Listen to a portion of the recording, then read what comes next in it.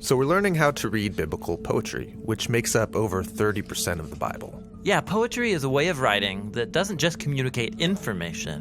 It invites us to experience ideas with our imaginations, using creative imagery, or what we would call metaphorical language. All right, let's talk about imagery and metaphor in biblical poetry.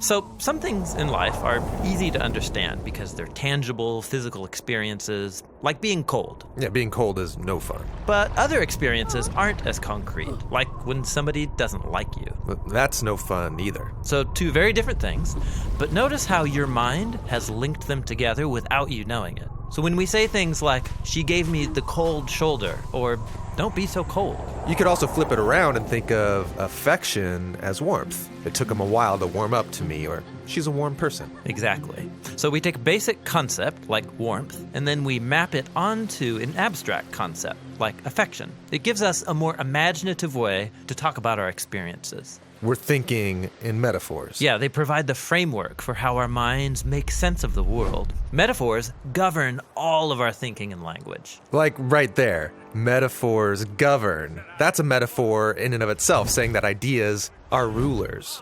Or think about a connected metaphor that competing ideas are at war. Yeah, in a debate, I have to defend my position and provide backup so I could win the argument. And so you can see, metaphors aren't just a fancy way of writing, they're everywhere in our language. And the metaphors we use shape our imaginations and our behavior.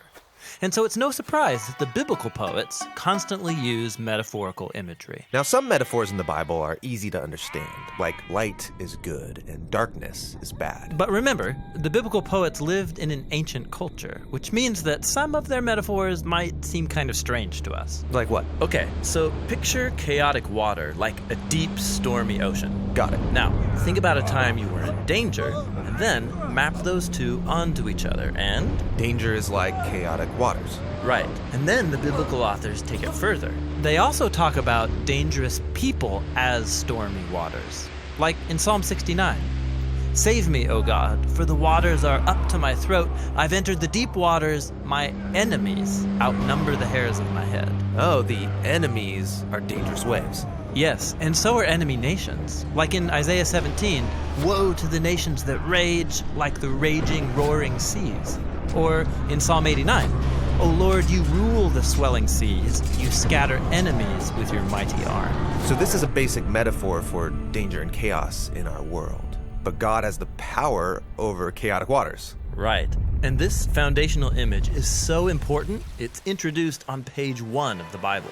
Oh, right. The uncreated world in Genesis 1 is a dark, chaotic ocean that God brings order to. Exactly. The image begins there and then develops throughout the rest of the Bible, and so does its opposite. If chaotic water is a fundamental image of danger, think about what dry land would represent. Dry land would be safety, security, stability. Exactly. Some of the most basic human desires. And that is what God's providing when the dry land appears in the opening pages of Genesis. And this is also where God plants the Garden of Eden. And it's no average garden. It's described with imagery of an ancient temple, high above those dangerous waters. And then from this garden temple flows a river that waters everything. So the human ideal is to be with God in a mountain garden temple. Yes, this image permeates biblical poetry. Like when David celebrates God's presence in the temple in Psalm 65. How blessed is the one who's satisfied with goodness in your temple. A stream of God waters the land. You still the roaring of the waves and the turmoil of the nations. Now watch. Because the temple was associated with being close to God's presence, this high rock could become a metaphor for God himself. Like in Psalm 18, the Lord is my rock and my fortress and my deliverer. And that's the image Jesus is drawing on when he says that listening to him is like building your house on the rock. Exactly.